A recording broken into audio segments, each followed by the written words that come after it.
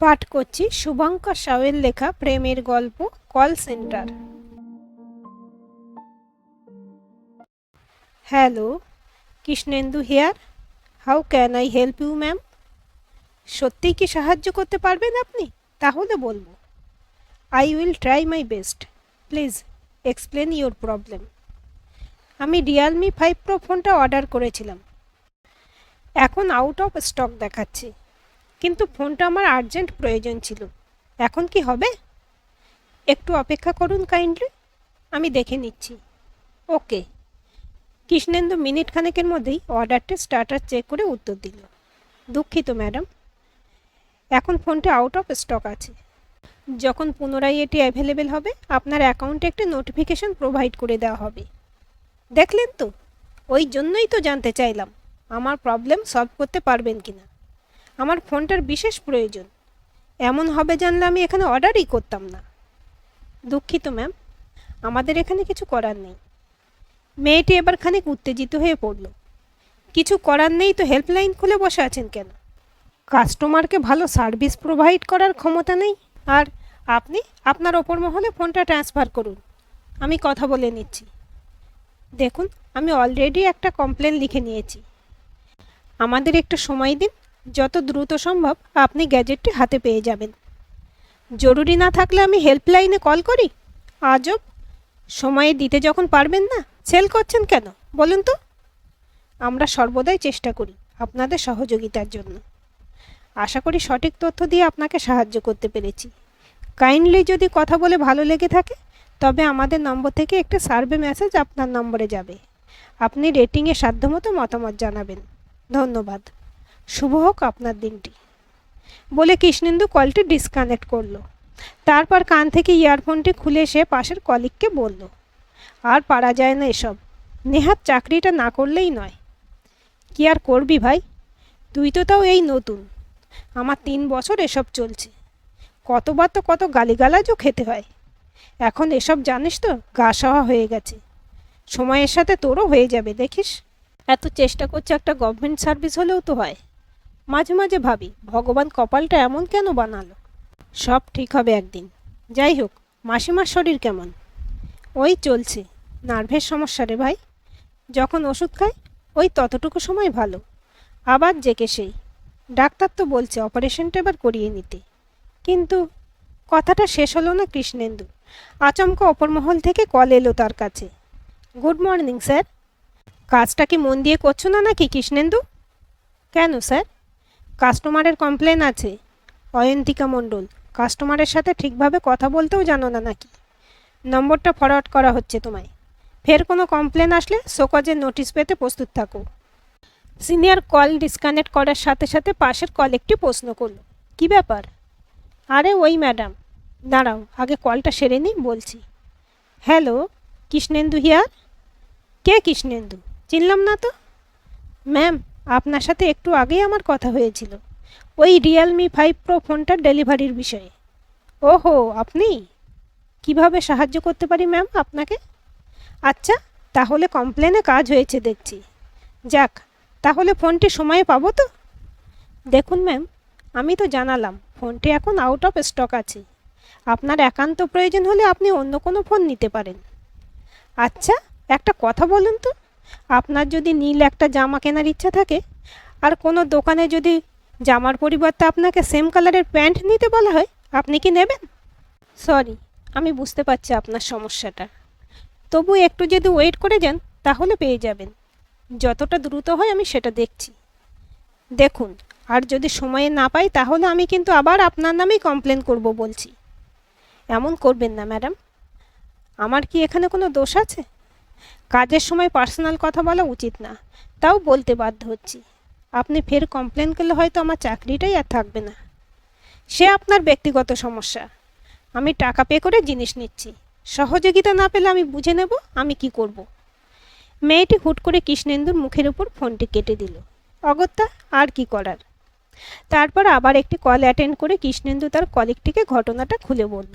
সব শুনে সে বলল, সত্যি এই কাজে কত যে মুখ ঝামটা সহ্য করলে তবে আমাদের মাস শেষে স্যালারি। যাই হোক, চাপ নিস না। কেউ এতটা খারাপ হয় না। এই ঘটনার দিন তিনেক পর কৃষ্ণেন্দুর কাছে সত্যি একটা শোকজের চিঠি গেল। কৃষ্ণেন্দুকে ওপর মহলের কাছে জবাবদিহি করতে হলো। আর এটাও সে বুঝল, এরপর কমপ্লেন এলে নির্ঘাত চাকরিটি যাবে। বিনা দোষে এসব তাকে মেনে নিতে হলো সেদিন। ঘটনাটা একটা রবিবারের। কৃষ্ণেন্দুরই একজন স্টাফের কাছে একটা কল এলো। একজন মেয়ে কাস্টমার, সে কিনা কৃষ্ণেন্দুর খোঁজ করছে বারবার। নিয়ম নেই, তাও এক প্রকার বাধ্য হয়ে কলটা অ্যাটেন্ড করলো। Hello, mister Krishnendu? হ্যাঁ বলছি ম্যাম। আপনার জন্য আমার জীবনটা শেষ হয়ে গেল। এর জন্য কে ক্ষতিপূরণ দেবে আমায় বলুন? আমার জন্য মানে, দেখুন, এটা নিয়মবিরুদ্ধভাবেই আমি আপনার কলটা অ্যাটেন্ড করছি। আমার কেবিনে কল আসছে, ওটা আমার অ্যাটেন্ড করতে হবে। আমার জীবন আগে না আপনার কল? আমার বয়ফ্রেন্ডের বার্থডেতে ফোনটা দেওয়ার ছিল, ওকে প্রমিস করেছিলাম। ও এখন ফোনটা না পেয়ে আমার সাথে ব্রেকআপ করে দিয়েছে। আমি ভেঙে পড়েছি। এর দায় কে নেবে?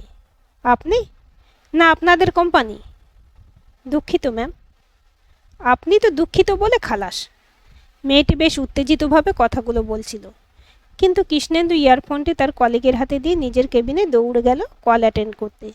পরে কৃষ্ণেন্দু তার সেই অফিসের স্টাফের কাছে জানতে পেরেছিল যে মেয়েটি দারুণ রকম ঝামেলা করেছে কলে তার সাথে। এর ঠিক দিন দুই পর আচমকা সিনিয়রের রুম থেকে ডাক পড়ল কৃষ্ণেন্দুর জন্য। ও একটা কলে ব্যস্ত ছিল।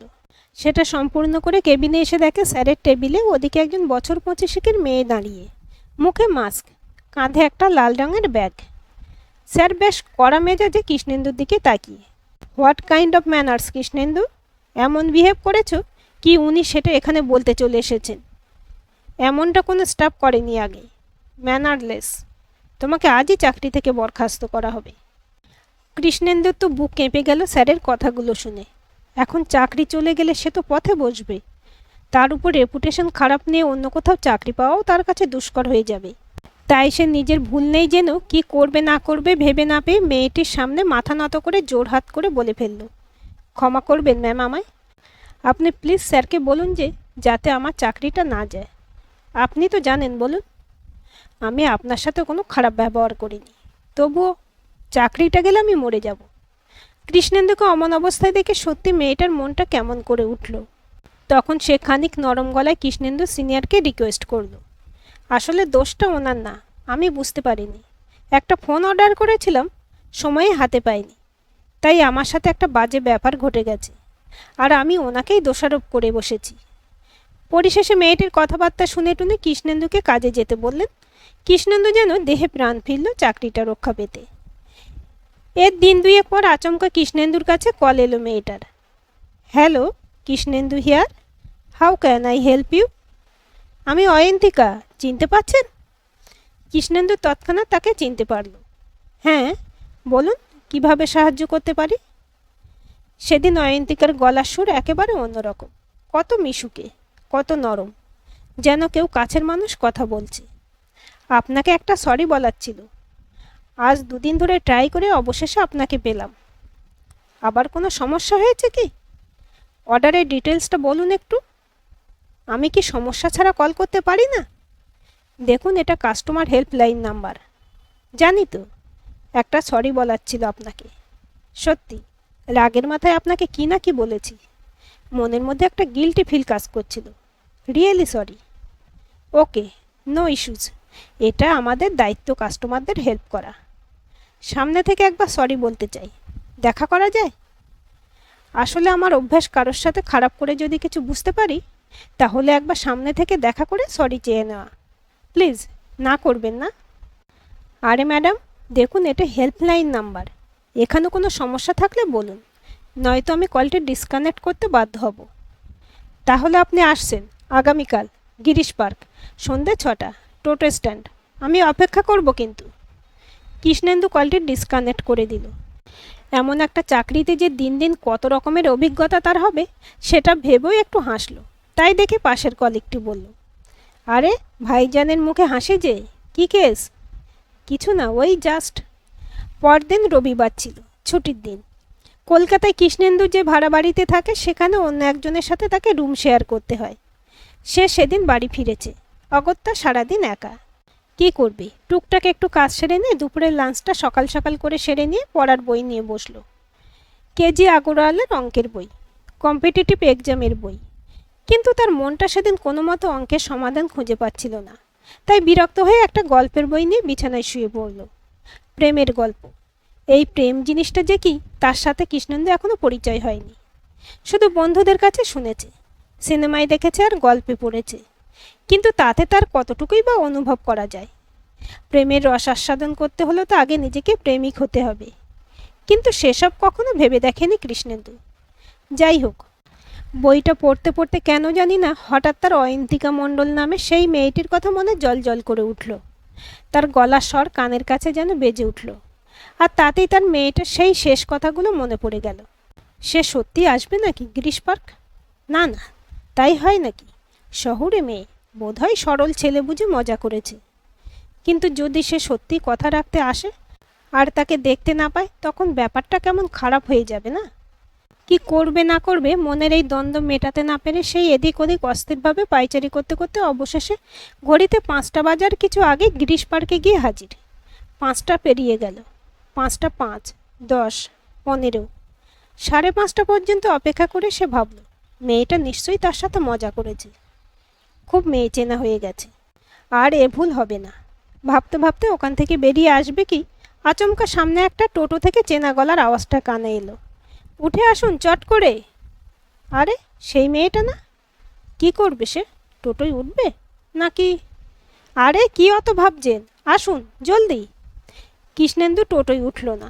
বাধ্য হয়ে মেয়েটি টাকা মিটিয়ে টোটো থেকে নেমে পড়ল। আর নেমেই কৃষ্ণেন্দুর একেবারে মুখের কাছে এসে বলল, বিশ্বাস হয় না নাকি? ছেলে ধরা মনে হয় আমাকে? আরে তা না, আসলে মুখে মাস্কটা পরে আছেন তাই ঠিক বুঝতে। গলাটার সাথে তো এতদিন পরিচয় হয়ে যাওয়ার কথা। তা একটু আধটু হয়েছে। কৃষ্ণেন্দুর চোখ মুখ থেকে তখনও জড়তা ভাবটা কাটেনি। ওদিকে মেয়েটার মধ্যে সেসব কিছুই নেই। ভাবছেন তো আমি এমন সহজ কিভাবে একজন অচেনা অজানা একজনের সাথে এভাবে মিশে যাচ্ছি? আচ্ছা বলুন তো, আপনি আমি কি একেবারেই অপরিচিত? তা নয়। কি বিড়বিড় করছেন? কল সেন্টারে কাজ করেন যে, এত চাপা হলে হয়? মানে কি বলবো কিছুই বুঝতে পারছি না। দেখো ছেলের কাণ্ড, কি বলবে খুঁজে পাচ্ছে না। এই শহরে এত আনস্মার্ট হলে হয়? যে কেউ বোকা বানিয়ে চলে যাবে। তা যাক, তবু আমি এত সহজে মিশতে পারি না। তাছাড়া আপনি আমাদের কাস্টমার। ওটা অফিসে, এখানে না নিশ্চয়ই। অফিসের বাইরে সবার একটা ব্যক্তিগত জীবন আছে, আশা করি আপনারও। আচ্ছা, ডেকেছেন কেন জানতে পারি কি? আপনাকে ফুচকা খাওয়াবো বলে। আপনি আমার বিরাট বড় একটা উপকার করে দিয়েছেন, তাই আমার তরফ থেকে ট্রিট। তা ফুচকা চলে তো? ফুচকা মানে কিসের জন্য কিছুই তো বুঝতে পারছি না ব্যাপারটা। আরে যাকে ফোনটা দেব বলে ভেবেছিলাম, আপনাদের দয়ায় যেটা হলো না, ভাগ্যিস হয়নি, নইলে তো টাকাটাই আমার গচ্চা যেত। তাহলে সেদিন বললেন যে আপনার ক্ষতি করে দিয়েছি? তখন মনে হয়েছিল, পরে সত্যিটা জেনেছি। যাকে এতকাল বিশ্বাস করেছি সে আমার গিফটগুলোকে আসলেই ভালোবাসতো, আমাকে না।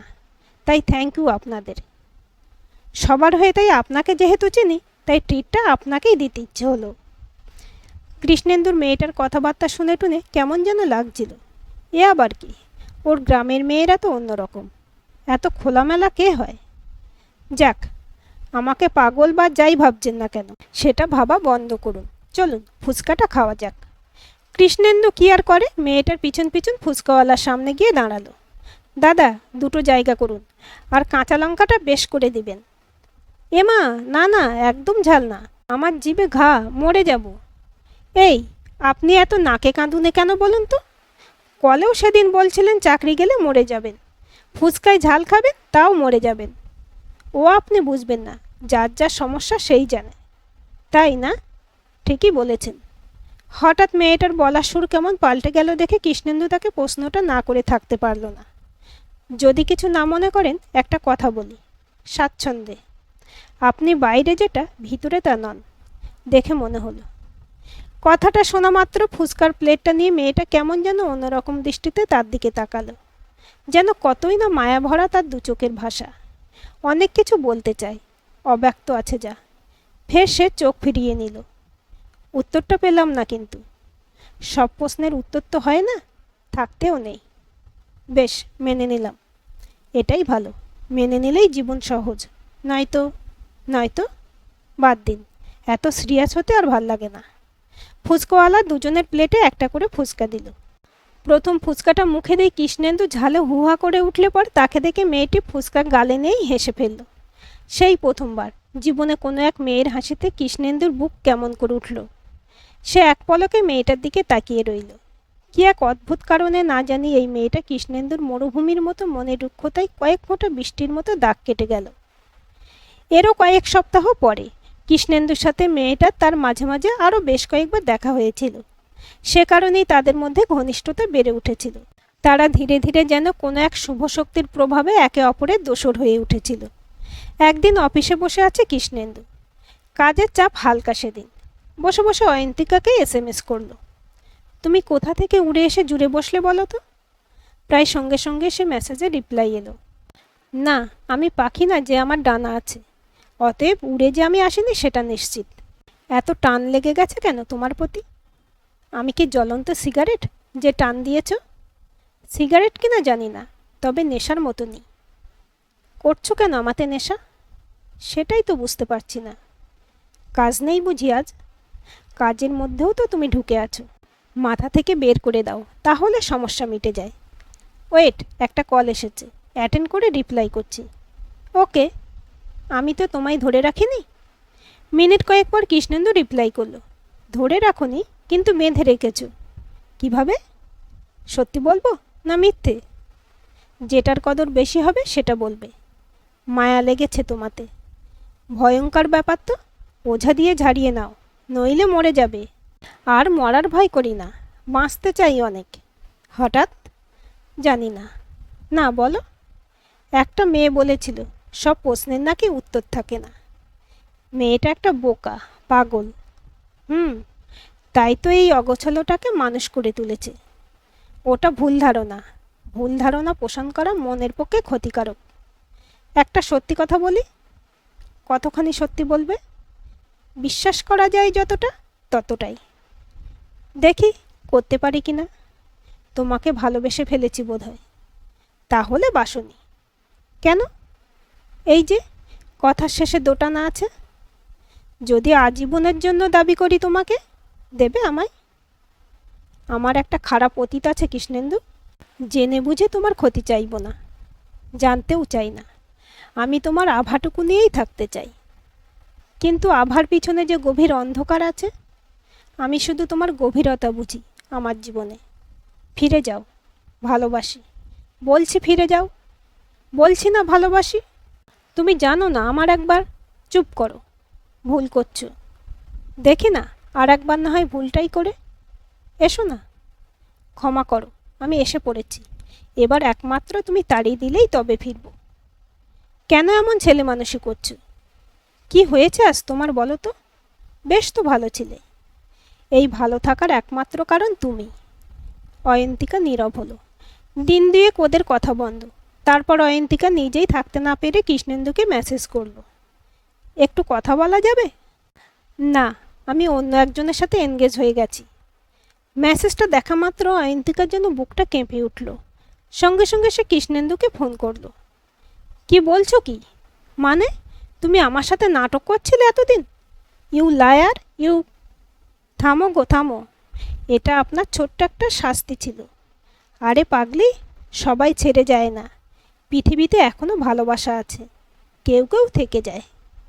মেরে ফেলবো তোমায় গলা টিপে একেবারে। মানে তুমি? বলে হাউ হাউ করে কেঁদে উঠল অয়ন্তিকা। কৃষ্ণেন্দু বুঝল এ কান্না অভিমানের। সে তখন একটু মজা করে বলল, মনের মানুষকে ভালোবাসা দিতে এক প্রেস করুন।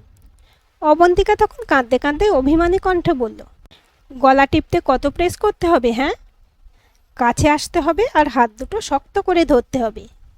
তাহলেই পেয়ে যাবেন আজীবনের জন্য গলা টেপার সুবর্ণ সুযোগ। এবারে দুজনেই একসাথে হেসে উঠল।